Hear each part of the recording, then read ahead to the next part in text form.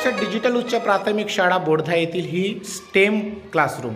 या स्टेम क्लासरूममध्ये आपण science, technology, engineering आणि मॅथ सोबत आर्ट पण शिकतो. पण आपल्या प्रोजेक्ट्समध्ये आपण आर्ट्स हा सब्जेक्ट सेपरेट काढून science, technology, engineering and mathematics या विषयावर विशेष प्रयोग करणार आहोत. या संबंधाचे विविध प्रयोग आणि उपक्रम आपण या स्टेम क्लासरूममधून शिकणार आहोत. तर चला आता हे आमचे स्टेम क्लासरूम मी तुम्हाला दाखवतोय. या बाजूला आपण सायन्सशी संबंधित सगळे साहित्य ठेवलेले आहेत. त्यानंतर मॅथमॅटिक्सशी संबंधित आहेत आपल्याला काही साहित्य ठेवलेले. इंजिनिअरिंग, टेक्नॉलॉजीच्या संदर्भातील आपल्याला इथं साहित्य ठेवलेले आहेत.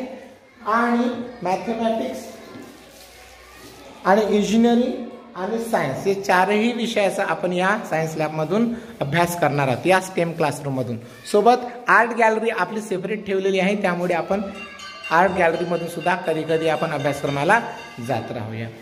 ठीक आहे विद्यार्थ्यांनो, एनर्जीचा वापर करतो त्याच्यामुळे आपल्याला खर्च येणार नाही. सोलर एनर्जी मोफत चालते, बरोबर. आणि याद्वारे आपल्याला पाण्याची सुद्धा स्वच्छता पाहता येईल. मायक्रोस्कोप आहेत एका प्रकारचे. आपल्याला जे पारंपरिक मायक्रोस्कोप आहेत बघा, तो मायक्रोस्कोप घेऊन या इकडे.